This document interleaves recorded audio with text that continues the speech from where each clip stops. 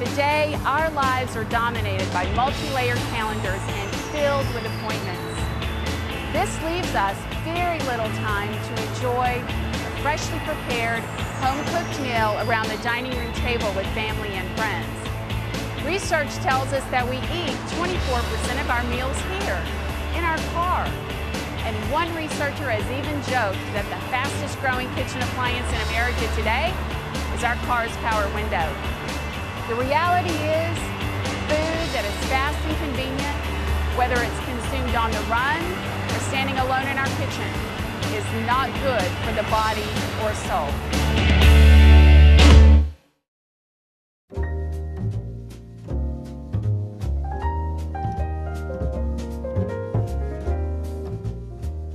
It's time to choose to eat differently. You know, as a single mom since my girls were toddlers, I viewed the evening meal as the single most important event of the day. This meal is simple. It's a grass-fed beef burger, southwestern potato salad, with a carrot side dish, and all the other trimmings that go along with a hamburger meal. So, how do we transition from food on the run to something like this? You know, it's easier than you think. First, let's give some thought to where our food comes from. And I want to introduce you to a grass-fed beef rancher in Grandview, Texas. This week's Spirits at the Table is Pyramid Ales and Lagers, brought to you by Artisanal Beverages.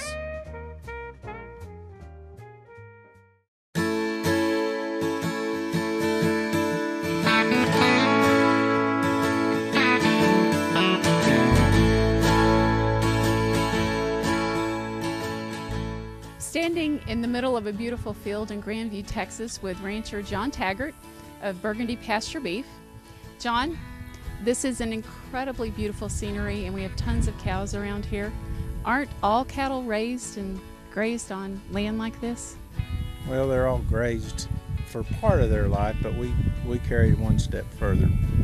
The beef that we produce that comes off this ranch is from cattle that are grazed entirely on grass their whole life, from the time they're born till the time they go to town and become beef.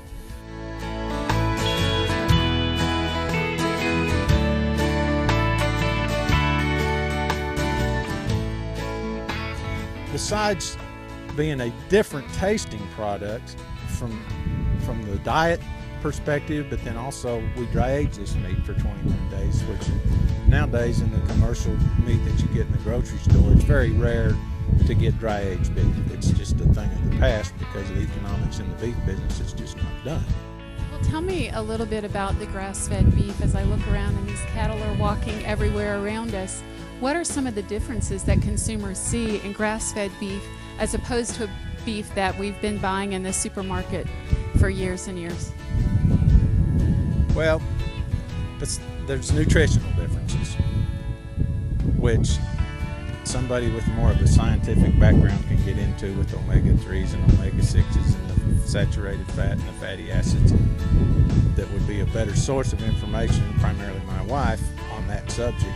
This is the dry age cooler where we dry age our beef. Dry aging, the definition of dry aging is that you hang the meat in a temperature controlled room. The temperature in here fluctuates from 32 to 36 degrees, and the beef will actually hang in here 21 days before we cut it and package it. This is the part right out here that I enjoy. I mean, putting these grasses in and managing this and seeing what can be done with what's given us right down here on this earth. And see all this, that's what I like to do. You don't want to trade this for a condo in the city? I don't think so. But I'll sell beef to everybody that wants a condo in the city.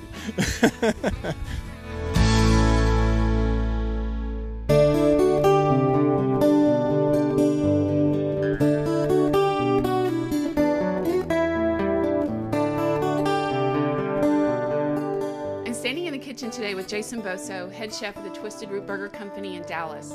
Jason, tell me about the Twisted Root. Well, it's a small burger joint. It's chef run. and we wanted to make the best burger in town. We thought the best way to do that was local ingredients and make everything fresh, everything homemade. We make our own ketchup, we make our own mustard, we make our own barbecue sauce, hand pat the meat every morning, we make our own pickles, we make our own ice cream, hand cut French fries, and we even make our own root beer. And we're just trying to present the best burger in town. Let's talk about what makes a great homemade burger. Well, a lot of people ask, what are the mix-ins? What do I do to make the flavor come out? And it's just simply the meat. The quality of the meat is what you want. I don't like to add much more than salt, pepper, and some sort of binder.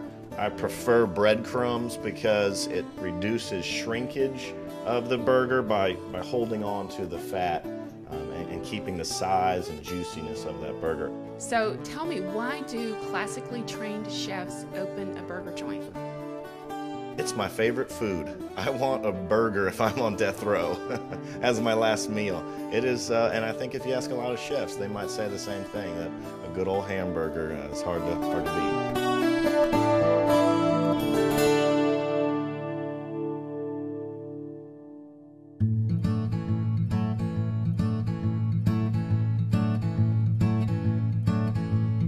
So now we've got our burgers on the grill and they're cooking. Jason, what are we going to do with these burgers once they come off the grill? Well, now you're talking about all the fun stuff, toppings, and you've got a giant gamut there. Some of the things we do at the restaurant and some things you can do at home are I take some Danish blue cheese and a little blue cheese dressing, and it makes a perfect blue cheese topping on there. Throw some bacon on top of that, and you got a happy customer. Short of cutting into a burger to see what color it is, how do you tell when the burger's done? Well, there is a famous finger touch test.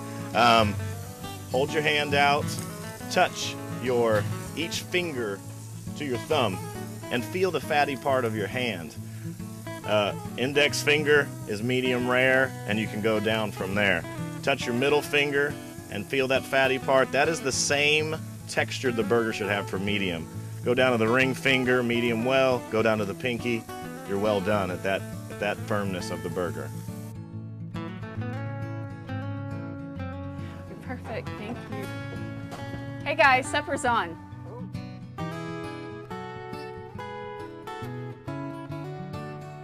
You know what? My taste buds are dancing. This meal is fantastic and the company's even better.